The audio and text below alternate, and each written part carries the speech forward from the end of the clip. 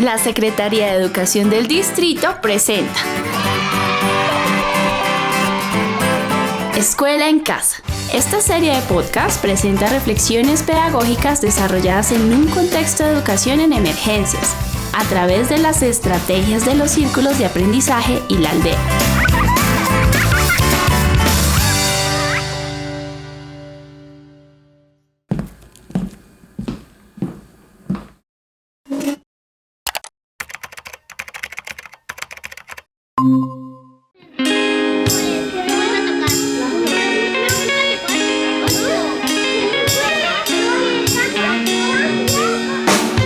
Conectando entornos, una adaptación virtual y pedagógica más allá de la pantalla.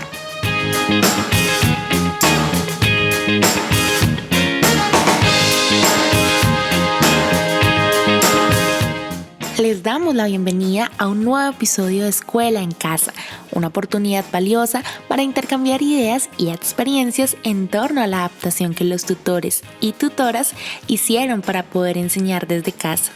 Una adaptación que, más allá de la recursividad de los medios virtuales, involucró la implementación de nuevas metodologías pedagógicas, desde el uso del cuerpo, el arte, la música, la creatividad, los ejercicios en familia y, por supuesto, la innovación en el uso de las nuevas tecnologías. Cada una de dichas herramientas pensadas desde y para una comunicación constante, asertiva y direccional con los niños y niñas y sus familias para lograr su permanencia en el sistema educativo. Para hablar de estas implicaciones que tuvo la adaptación a la virtualidad en un contexto de educación en emergencias, nos acompañan la tutora Adriana Sánchez de los Círculos de Aprendizaje y el tutor Ramiro Blanco de la Estrategia Pedagógica La Aldea. Durante la virtualidad se percibía, por supuesto, de diferentes maneras. Yo creo que a todos nos pasó. Los días pasaban más lentos, había una percepción muy particular de cada uno. Y de esto nos escapaba, por supuesto, las clases virtuales. Esperar que la conexión siempre fuera 1 hora en punto es esperar mucho. ¿Por qué? Porque se depende del dispositivo, se depende de la calidad de la conexión, se depende también de las dinámicas familiares y, pues, por supuesto, de la autonomía. Al principio fue un poco difícil mientras la adaptación, pero después, poco a poco pues se enviaban las fotografías de lo que se pretendía hacer en la semana, pero pues unos entregaban tiempo después o se les dificultaba porque no todos contaban con acceso y conexión a internet, entonces no veían los mensajes a tiempo. Entonces lo que se decidió hacer fue un cronograma de trabajo que se compartía cada principio de semana, los lunes, donde dábamos todo como el trabajo, los encuentros, los días de socializar los trabajos y así fue poco a poco con ese cronograma. Luego del cronograma eran también mensajes recordatorios, hoy se vence tal cosa y vamos a hacer tal otra, sin presionar mucho, pero también ellos con un orden, ellos iban cumpliendo.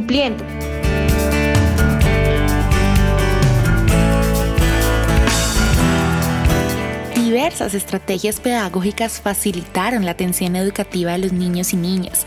Sin embargo, este fue un proceso paulatino de aprendizajes y descubrimientos conjuntos, tanto para las familias como para los y las docentes, quienes en el camino fueron involucrando nuevos elementos para la preparación y desarrollo de sus clases. Los elementos que destaco principales para la preparación y desarrollo de las clases, inicialmente fue la comunicación, que me dio esa lectura del contexto, de las vivencias, de lo que ellos, de sus expectativas, de sus miedos, de sus recursos, y eso hizo que me ayudara a trazar esa línea de proceso pedagógico con los niños, al igual que también la transformación de las temáticas, unas temáticas más desde la reflexión, desde la opinión, desde el aprender haciendo, para que no fuera tan, digámoslo así, aburridor, sino que al contrario les despertar ese gusto por hacer las actividades, les ayudar a aprender, pero también a divertirse.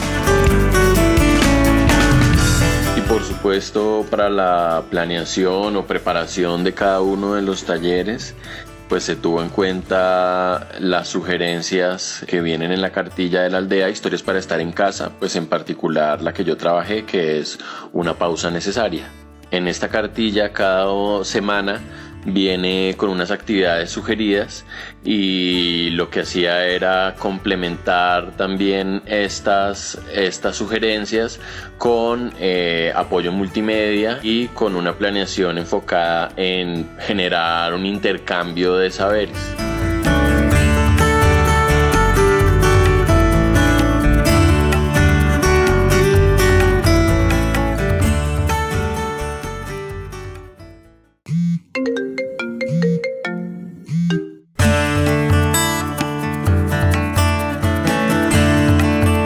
Implementos como el celular, el teléfono fue una fuente inicial, pues los recursos propios del hogar.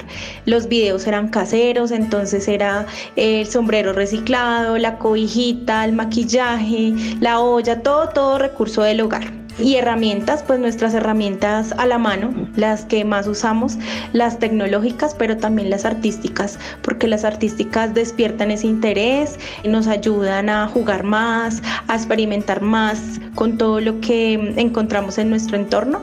Entonces esos fueron como los materiales primordiales en esta pandemia y en este tiempo.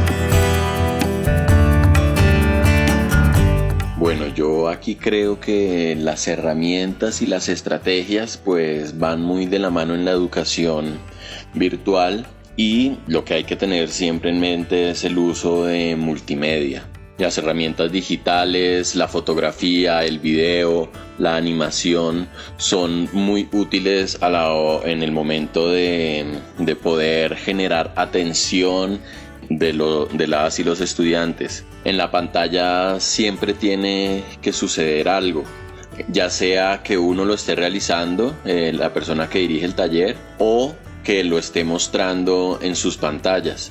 Para esto hay que tener en cuenta, por supuesto, la conectividad, la calidad del dispositivo, entre otras pues particularidades del medio, ¿no?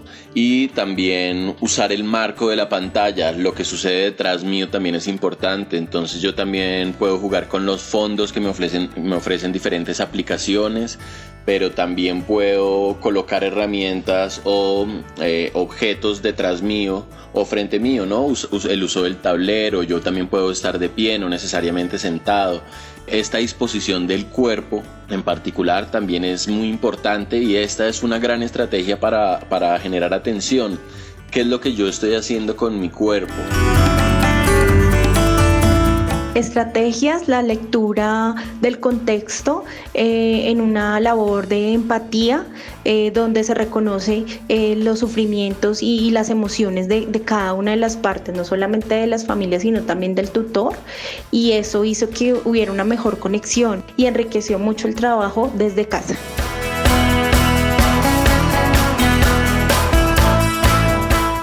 Las características propias del enfoque de educación en emergencias en un contexto de pandemia, tales como la diferencia de edad en un solo grupo o las oportunidades de acceso a internet o los dispositivos móviles, e incluso la disponibilidad de horarios de las familias, implicó generar procesos casi que personalizados para lograr una comunicación efectiva y un seguimiento idóneo de los niños y niñas.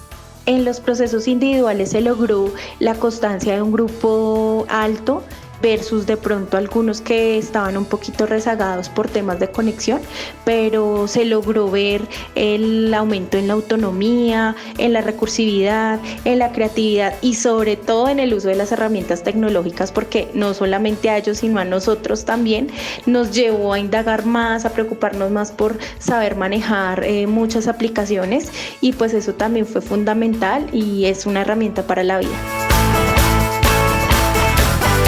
Bueno, frente a la evaluación de procesos individuales, hay que tener en cuenta que la aldea precisamente es una apuesta pedagógica en tiempo de pandemia muy diferente a la que ofrece la escuela tradicional. Eso no significa que en el contenido de la aldea se descuiden los derechos básicos de aprendizaje o DBA, sino que a través de los personajes y de las historias de la aldea se intentan potenciar otras capacidades de cada uno de las y los participantes. De esta forma, al final se recibieron entonces proyectos de tejido, recetas de cocina, videos en YouTube, y lo único que tenían relación cada uno de ellos era que era su exploración personal y además que tenían que ver con los personajes de la aldea o con situaciones que atravesaba alguno de los personajes de la aldea en una de las historias consignadas en la cartilla.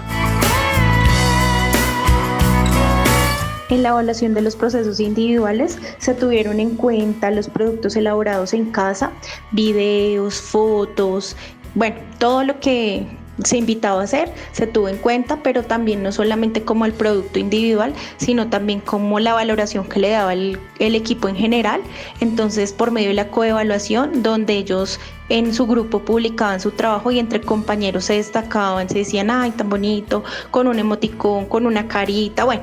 Y también desde la autoevaluación, esa reflexión de cómo fue su trabajo, si efectivamente lo hizo bien.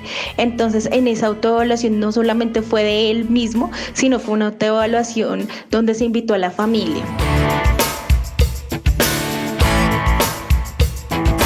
Desde el involucramiento de la familia en los procesos educativos de los niños y niñas hasta la evaluación alternativa de los contenidos, se logró una articulación con el contexto de los participantes.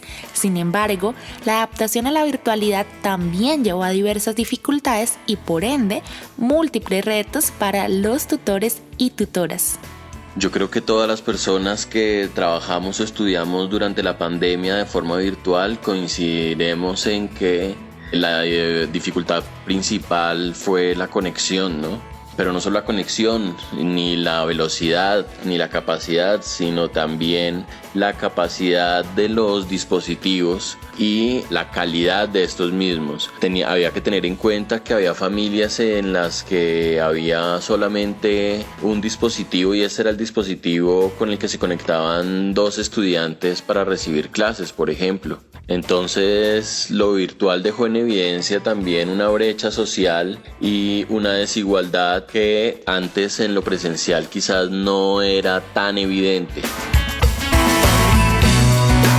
Una de las dificultades del aprendizaje remoto, no en demasía, pero sí en algunos particularmente, fue la conexión y la comunicación, porque ellos cuando estaban así en crisis lo que hacían era vender su celular o lo empeñaban pues para poder tener recursos para alimentarse, entonces se perdía esa comunicación y cuando ellos de pronto se hablaban con un vecino volvían y si de pronto el celular no tenía conexión, entonces nosotros nos tocaba ahí llamar y no dejar de perder ese contacto, preguntar, bueno, la actividad es esta, ¿cómo la hiciste? ¿Cómo vas? Entonces siempre fue esa comunicación constante a pesar de la conexión y a pesar de la comunicación.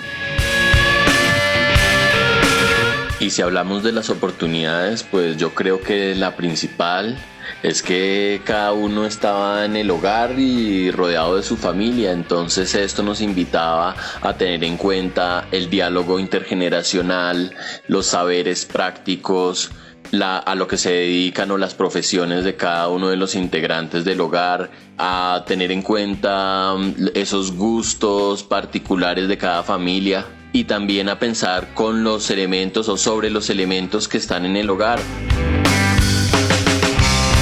Oportunidades en este aprendizaje remoto, bueno, pues que se estrecharon los lazos entre las familias y los tutores al reconocer al otro como en su esplendor, pero también con sus sentimientos profundos, con sus preocupaciones. Se despertó la creatividad de ambos también, tanto de niños, tutores, familias, y también la promoción de la autonomía. Pues ya llegamos a hablar de los procesos pedagógicos que se potencian en la virtualidad y yo creo que las respuestas a preguntas anteriores van dando cuenta de esto, ¿no? Hubo gran énfasis en las habilidades propias, en que cada uno desarrollara esas habilidades de su predilección. Entonces, teniendo en cuenta que los procesos pedagógicos pues también se dan a largo plazo y que implican una transformación en la forma en la que se construyen conocimientos, pues yo creo que con lo virtual se comienzan a dar pasos importantes en lo referente a la autonomía, a lo intergeneracional, a los conocimientos para la vida o conocimientos prácticos. Todo esto, por supuesto, atravesado por un contexto social y unas pues datos estadísticos que tienen que ver con la desigualdad, pues que también hay que tener en cuenta. El proceso pedagógico que se potencializó con la virtualidad fue lo emocional, en donde el niño era el protagonista, reconociéndolo como un ser libre, auténtico, sensible, que busca soluciones, con el hacer, trabajar a partir de sus evidencias, sus productos, pero también con el saber, con la transversalidad de todas las temáticas que pudieron ser acordes al contexto y a lo que se estaba viviendo en este momento.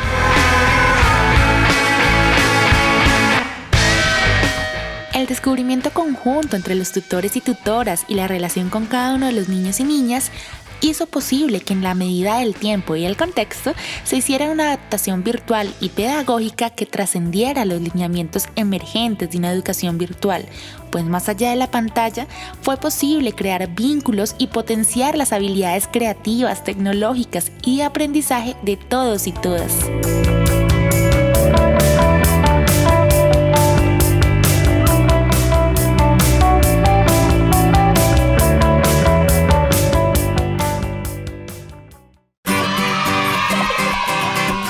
Escuela en casa. Ideas para docentes durante la pandemia.